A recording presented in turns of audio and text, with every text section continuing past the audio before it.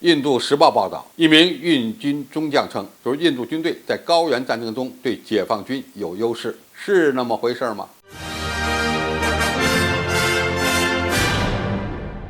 观众朋友、网友朋友，大家好，我是付前少。一位印度军队中将表示，虽然研究一支军队的战斗力要看武器装备、信息化水平，但是更重要的还是人力因素。鉴于解放军在中印边境实控线上的表现，印度军队在可能发生的军事冲突中将具有明显的优势。他的底气来自哪里？这位印军的中将称，说1962年中印边境战争的惨败对印度人的思想产生了持久的影响，因此需要通过一些数据来证明印度的强大。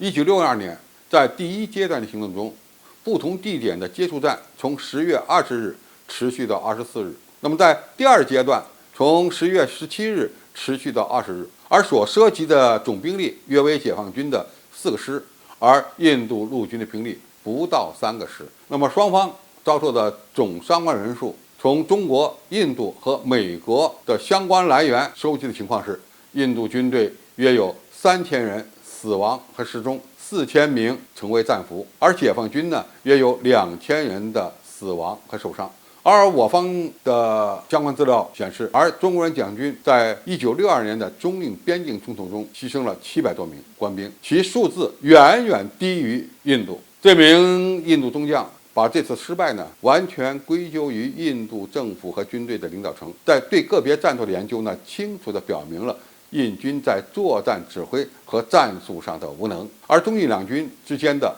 第二次比较大的冲突是1967年9月和10月在西金的纳图拉和乔拉的2次短暂而激烈的交战，印度军队伤亡约80人，解放军有300多人死亡。印度在战术层面大获全胜，但是这一事件无法消除1962年印度国民心里的伤疤。中方记载，在乃顿拉山口的战斗中，中国军队阵亡32人，击毙印军65人；在卓拉山口战斗中，击毙印军36人。而印度国防部则对外宣称，2场战斗印军总计阵亡88人，负伤163人。而中国军队阵亡340人，伤450人。印度军队谜一样的自信因此又树立起来了。那么这位将军还表示说，在加勒万谷地的冲突中，解放军战士手持尖刺铁棒袭击了印度陆军的一个毫无戒心的小型核塔队，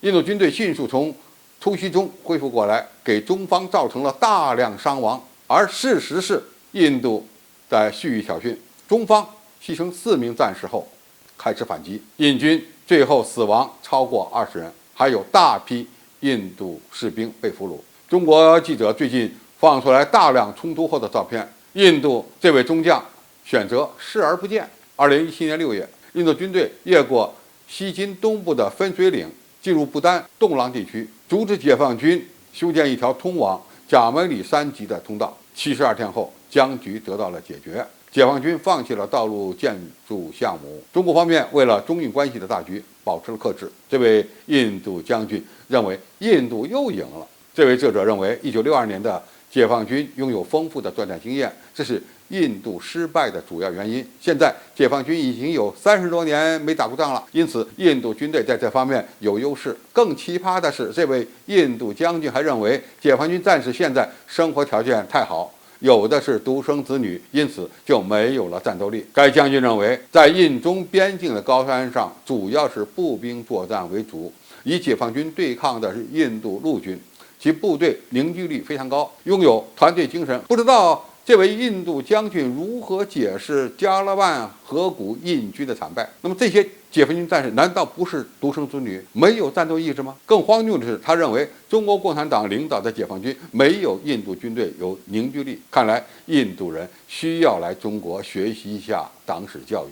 中国人民和中国人民解放军与党是什么关系？恐怕全世界都找不出第二个比解放军还有精神力量军队了。保家卫国、为人民服务，人民解放军的牺牲精神根本就不是印军能够理解的。相比而言，印度那些把当兵看成是生存手段的大叔军人，拿着万国造武器遭受高种姓军官欺压的士兵，怎么能和解放军比战斗力？可以这么讲，如果中印边境地区发生是一场热战，只会遭受比1962年还要惨的耻辱性失败。如果这位印度中将还是现在这种认知水平，迟早会给印度人民带来灭顶之灾。好，今天的评述就到这里，谢谢大家收看，我们下期再见。